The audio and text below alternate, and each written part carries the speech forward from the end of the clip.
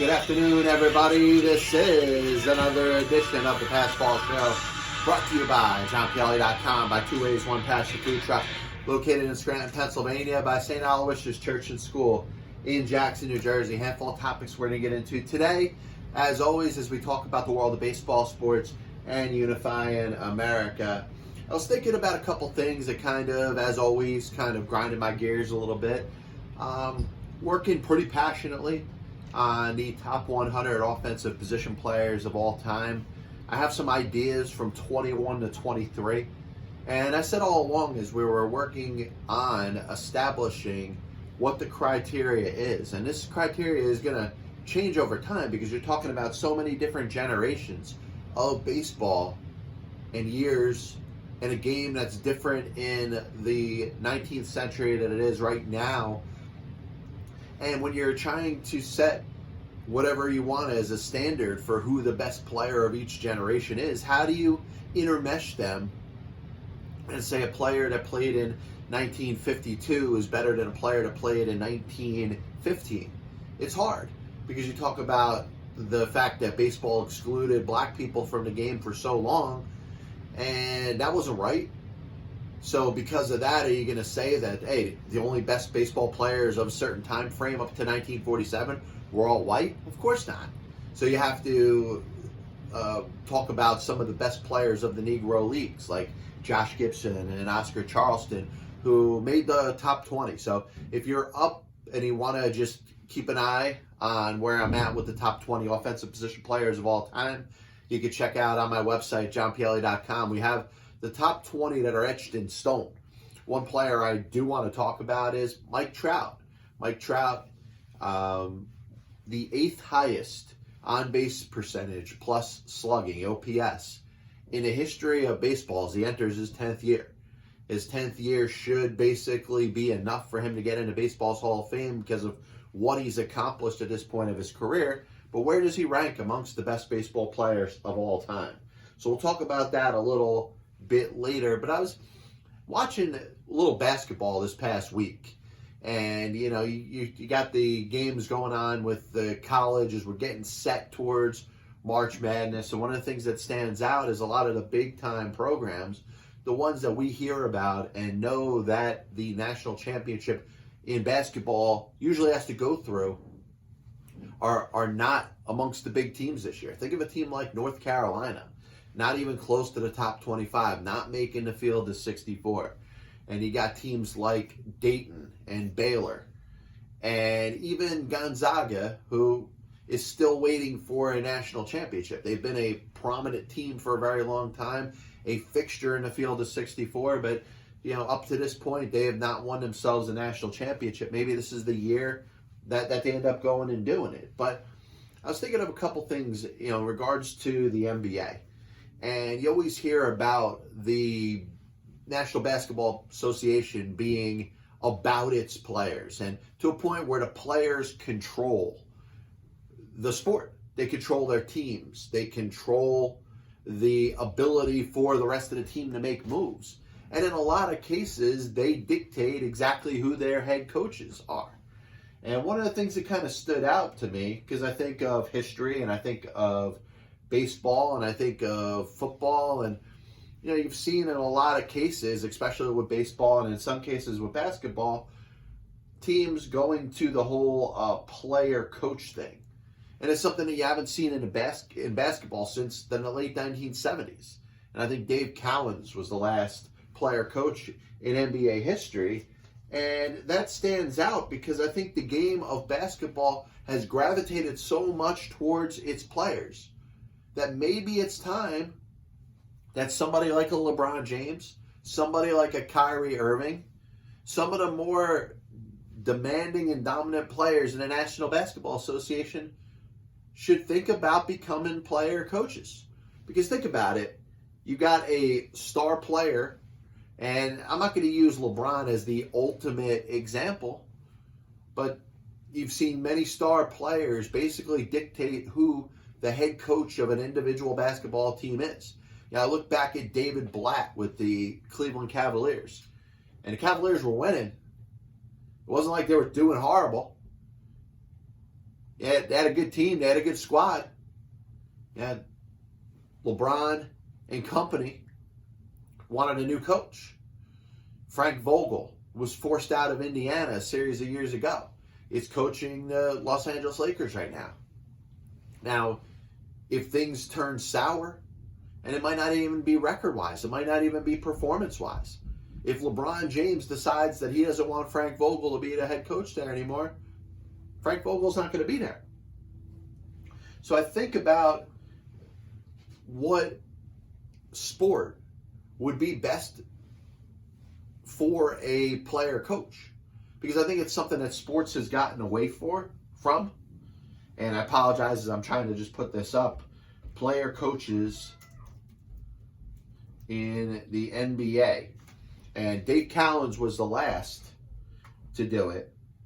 There's been several, and most of them were in the 50s, the 60s, and the 70s. And you think of guys like Richie Guerin, but also Lenny Wilkens. Lenny Wilkens made his name as a Hall of Fame player, and down the road became a Hall of Fame coach, but also did both at the same time. Bill Russell won a couple championships as the head coach of the Boston Celtics after Red Auerbach. He was a player coach. Dave DeBusschere, Carl Braun, Al Attles, Bob Cousy, Dolph Schayes. Of course, Dave Cowens, who I just mentioned. And you wonder, as the game stands right now in the National Basketball Association, with the stress being on the fact that players, may be a little more demanding now. They may be a little more needy now than they were in past years. That element of a team and everybody working together at the direction or discretion of the coach is not what it used to be. It's you either fit in or you don't fit in. You think of a guy like Kobe Bryant and players that either played with him or couldn't play with him. And the same thing you say about LeBron James.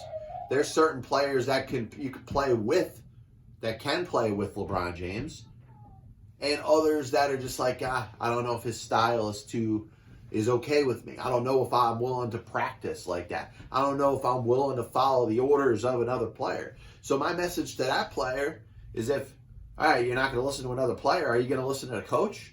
And if you're not going to listen to the coach, who is it that you are going to listen to? And I know this doesn't get brought up too much, but the NBA seems to be growing towards the whole players only type of thing. And if it's going to go that route, then why not hire players to be coaches? They don't necessarily have to be the stars, but I would start with a LeBron James being the coach of the Lakers. I would start with a Giannis Antetokounmpo being the head coach of the Milwaukee Bucks, if you wanted to. Kyrie Irving being the coach of the Brooklyn Nets. Now you're seeing coaches that end up getting good track records. Think about Pat Riley in the 1980s. All of a sudden he became the head coach when Magic Johnson didn't want Paul Westhead there anymore. And the Lakers did great things, but also Pat Riley developed his image and his reputation as the type of coach that he was, and got a job with the Knicks after he was done with the Lakers, got a job with the Heat, and ends up, as the executive and a president running the Miami Heat right now. Eric Spoelstra, basically Riley's assistant, or the guy that basically Riley has taken under his wing, is an established coach in the NBA right now. And you're still seeing a lot of recycled head coaches, guys that, I don't know if they've proven so much. I don't know if the Frank Vogels and the David Blatts and the guys,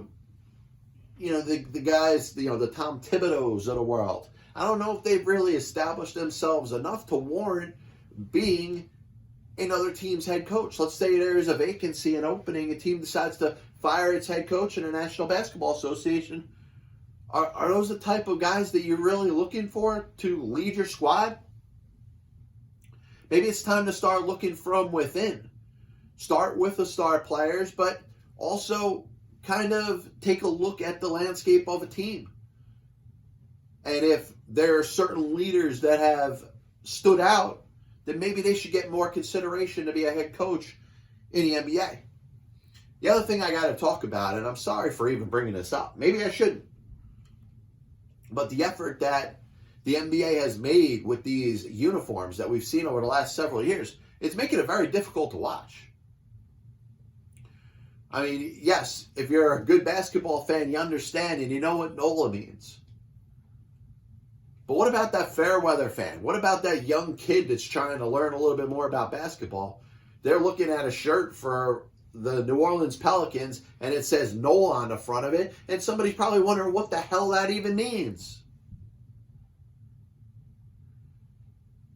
You know, you got the Golden State Warriors jerseys. You got the different jerseys that got the player's name on the back. Like I said, for the growing fan, the fan that wants to follow the NBA a little bit more, it's hard to figure out who's on the court. You got the Golden State Warriors, of course, without Klay Thompson, without Steph Curry. Those guys are hurt, you understand. They lost Kevin Durant as a free agent. Andre Iguodala couldn't wait to get the hell out of there. And you're watching a group of players on the court, you don't even know who's playing. Be nice if you could read the back of a player's jersey and all uniforms were a little bit more standard. I'm sorry, I don't know what the people that came up with the new style basketball jerseys were looking for. But it's very hard to pay attention to jerseys that are confusing. And like I said, you're looking to try to figure out who's on the court and who's playing. And it's pretty hard to identify that. You're watching a poor TNT broadcast, you know, Shaq and Charles Barkley, they got nothing to talk about. You can tell they're just like, hey, I'm receiving a check. You know, some people may want to knock the NBA because of the lack of excitement. It's not that. Yes, the Golden State Warriors have taken a dump. They've dropped off of the deep end. They went from being the best team in the sport over the last 5 years to one of the worst this past season. Part of it's because Durant isn't there anymore. Part of it's because Klay Thompson's hurt. Part of it is because Steph Curry hasn't been on the basketball court for the last couple months. But you know, you go over there and you look at the Lakers and LeBron, who obviously plays the game the way you want to teach your kid to play. And he's a martyr and he's an inspiration to the sport. But man, I tell you, you look at some of these uniforms, and the Lakers and the Celtics, in some cases, I know they got alternate uniforms that are a little bit off. But what are you trying to prove? What kind of statement are you looking to make with these basketball jerseys? I think it's a little out of whack. Next thing I wanted to bring up, we talk about the NFL Combine, you know, college football players coming together. And I tell you, first of all, pro football, college football, they've come together. They've done a great job in putting some money behind this NFL Combine thing. And obviously it's something that's gone on for a little while, but, you know, 10 years ago, 20 years ago, 30 years ago, nobody cared about, you know, the size of the upcoming quarterback's hands. But they do medicals and they do measurements and they allow these players to go out there and compete. And some players that don't get or didn't get enough attention during the college football season, all of a sudden start to get some scouts looking at them. All of a sudden you see a rise in stock of certain players that maybe were not first round material, but after the combines, you end up starting to look at them a little bit better. And I think it's one of the better things that you've seen in sports, you know, having this college football or the NFL or the college, whatever you want to call it, the combine, to get all these players together. And I've been an advocate from the beginning, since the start, 3-4 weeks ago, of the XFL, that if it was done right, the XFL could really serve as a good developmental league for the National Football League. And one of the things you always hear about, the quarterback position and the run-first quarterback maybe not having as much of an opportunity in the NFL now as they did really ever. They never really did. You know, the Cam Newtons of the world or the Michael Vicks of the world are kind of the exceptions to the rule. You know, Deshaun Watson, even Patrick Mahomes up to a certain point Russell Wilson, players like that. But, you hear the thing that has been said for many years, the fact that quarterbacks that may not have that big-time arm, that may have their biggest strengths or their best attribute is their legs, have been encouraged to be more of a receiver or more of a runner. Maybe it's time to switch positions. And this is another thing that's been brought out there, and you hear the name Jalen Hurts. And, of course, you think of the season that he had this past year for Ohio State and the chance that he may have to be an NFL quarterback. Now, he was never looked at in the same category as a Tua. It's hard to look at him like that. It's hard to say this guy, he probably is about that good. Now, you look at Tua, you look at Joe Burrow, you look at some of the other quarterbacks, Justin Herbert, and they're probably all sitting within the first 10 picks of the draft. The guy like Jalen Hurts lost his job as a starter a couple years back, and he's out there looking for a fair enough opportunity to be a starting quarterback. Can he do it in the NFL?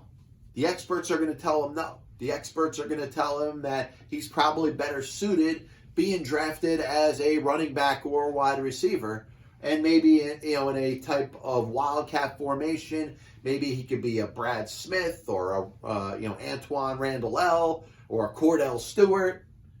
And maybe if things go right, he could maybe be a backup or a third-string quarterback on an NFL team. Now, what I believe screams out for a player like Jalen Hurts, and I know he may not like to hear this, it may, for the lack of a horrible, horrible pun intended, it may hurt for him to hear this. Why doesn't he play as a starting quarterback in the XFL? Now, I know there's a lot of doubt about the XFL. You've only seen it, the games be live for about 3 weeks. At some point attendance is going to go down. Ratings are going to go down because it's just hard to keep the excitement of the football fan out there. We've seen it, whether it's the Arena Football League or the CFL or the USFL or the Alliance of American Football or the XFL the first time. Football is in people's bloods. They love to watch it. But at some point, there's going to be a little bit of a fall off. And you hope when there's a fall off in ratings with the XFL, when there's a fall off in attendance at the XFL games, the XFL doesn't file for bankruptcy and just quit like all of these other leagues. Now, I believed all along that the XFL could do this the right way and set it up to where this could be a developmental league for future National Football League players. And one of the things that I talked about a couple weeks ago that I said, at this point, it just doesn't appeal to me, is the play of the quarterbacks. And it's maybe up to a certain point where they're not attracting the right type of quarterback. Maybe somebody that's looking to hang around in the game is not really your ideal choice to be a starter in one of these 8 teams. Maybe it's a growing player that is coming out of college and maybe got overlooked. And maybe like Jalen Hurts has people, talking in his ear, telling him that he should be a wide receiver or a kick returner or a running back and not a quarterback. Maybe he goes out there and is a starter for one of the teams next year and proves that he could be just as good as a Justin Herbert or a Tua Tagovailoa or a Joe Burrow. But those players, unfortunately, are not going to get much of a chance to play. And if they would get a chance in the National Football League, they're going to sit a little bit of the bench in training camp, get into maybe a couple games, and still be a choice of whether a team wants to keep them as their third quarterback or just cut them and put them on their practice squad. And they're not learning anything from their practice squad either. So I think it would be a great opportunity for Jalen Hurts if he had a chance to just be a starting quarterback. Let's say for the St. Louis Battlehawks or the Los Angeles team. You go out there and you play 10 games over the regular season. If they're good enough, you get your team to the playoffs. And then all of a sudden you could evaluate his numbers at a level of play, which we could say it may be on a college level, maybe a little bit above in some cases. In its first year, you're grabbing a lot of players that would likely be out of football if it wasn't for the XFL. I think that's fair enough to say. So what you're looking for is opportunity.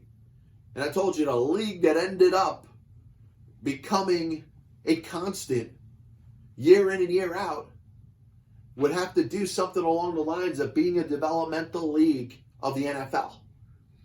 And the XFL right now, because it's the only league that's in existence, that's not the NFL, has a chance to do it.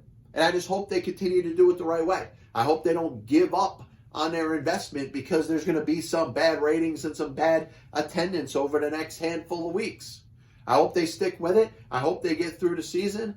And I hope there's enough investors that are willing to put forth their investments in this product.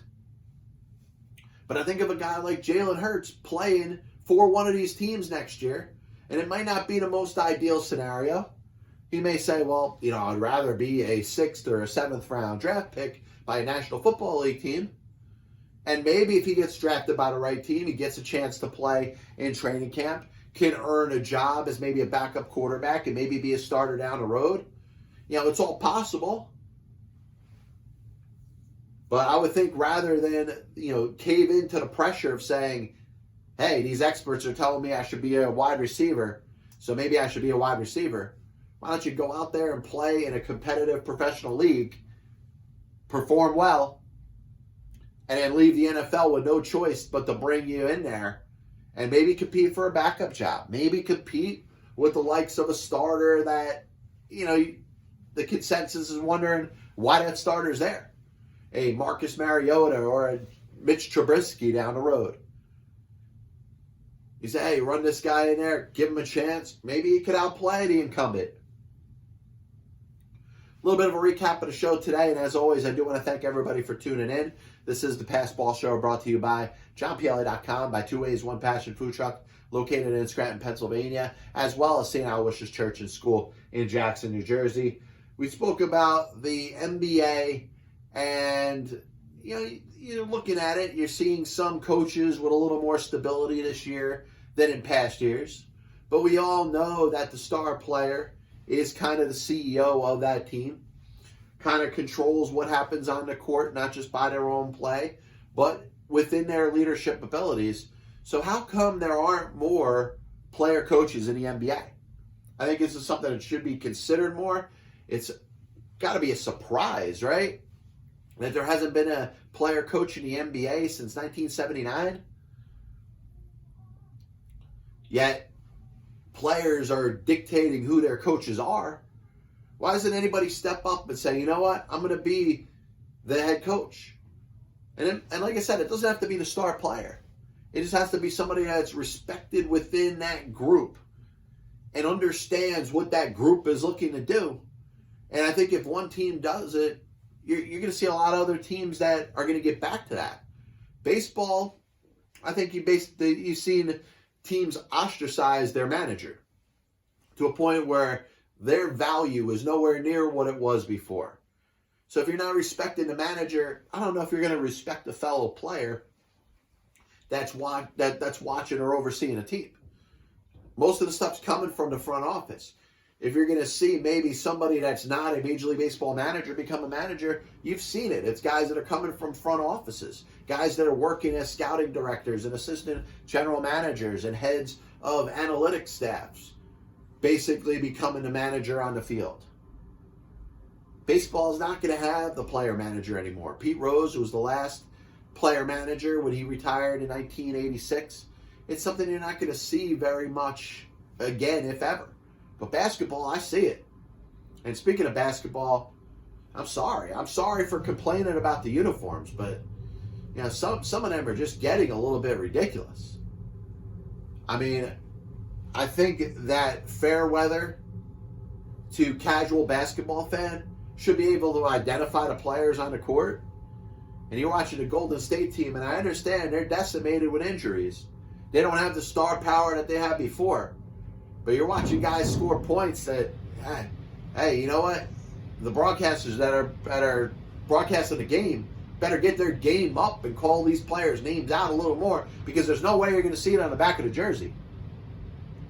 Spoke a little bit about Jalen Hurts. I think it will be a great opportunity for him if the XFL succeeds this year, if he became one of the team's quarterbacks next year. And I look at the group of quarterbacks that are out in the XFL now, and I don't see anybody that's, outside of, Walker. PJ Walker's done a good job. Both Jones, Cardell and Landry are doing a pretty good job. Josh Johnson, who's played in the NFL before. There's a couple of quarterbacks that may get a little bit of a look when it comes to the NFL next season. But I would expect if the XFL is going to grow and get better, I think the play in the quarterback is going to have to improve. And I think it's recruiting players from college that, may have to consider, do you want to be a 6th-round draft pick in the NFL and really have no chance to win a job as a quarterback on an NFL team? Or would you like to be a starter on an XFL team for a year? And I understand the XFL wants to, generate notoriety amongst the names of its players. If it has a star quarterback in the XFL, you'd want that quarterback to be there for a series of years, sell some jerseys, become a face of the league. But at some point, I think the XFL, if it wants to succeed long term, it's going to have to concede its services as far as the best players in its sport probably going to the NFL. And like I said, as a developmental league, this could last a very long time. Last thing I wanted to talk about today, we're talking about the top 100 offensive position players in baseball of all time. 1 through 20 is up on johnpielli.com. And I was thinking about some candidates for 21 through 30. And I think a guy like Martin Dehigo, who starred in the Mexican League for many years, is a player that doesn't get the respect that he deserves. I wonder where a player like that fits in the grand scheme of the top 100. But I think of Hank Greenberg, who to me, I would put him as no doubt my number 21 player. Now, for those that don't know the list, and I'll run it over real quick because I do want to be fair. Top 100 offensive position players of all time. And if you do want to check it out, it's up on johnpielli.com. And it's a pretty easy list. You think number 1's Babe Ruth, number 2's Ty Cobb, Ted Williams, Lou Gehrig, Barry Bonds. 6 through 10 is Stan Musial, Henry Aaron, Willie Mays, Rogers Hornsby, Josh Gibson. 11 through 15 is Honus Wagner, Jimmy Fox, Frank Robinson, Alex Rodriguez, Mel Ott. 16 through 20 is Mickey Mantle, Joe DiMaggio, Albert Pujols, Oscar Charleston, and Tris Speaker. So names that I didn't throw out there. To me, Hank Greenberg, I think, is the best player that's not mentioned in my top 20. Over 1,000 OPS over the course of his career. Of course, lost some serious years of his prime due to his service in the military. I think there's an active player by the name of Mike Trout that is really right on the borderline of being a top all-time player. He's got to be in 21 through 30 somewhere. And the question is it closer to 21 or is it closer to 30? Cap Anson, who every time I mention his name, I think about how much I hate him. I hate what he stood for. I hate the fact that he was a devout racist.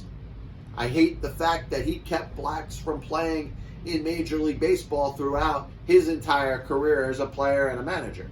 That being said, probably the best player of the 19th century. Spent 27 years in Major League Baseball, the first to ever get 3,000 hits. Is he the best ever? No, but he certainly belongs somewhere between 21 and 30. Aloysius Simmons, a very underrated player, one of the best players to ever play for Connie Mack and the Philadelphia Athletics. How about Albert Bell? Albert Bell, for a 10-year span, was right up there with anybody that played in baseball history before that. Carl Yastrzemski, you could say, hey, he was a little bit of a compiler, but was one of the best players in baseball when he played. Napoleon Lajoie.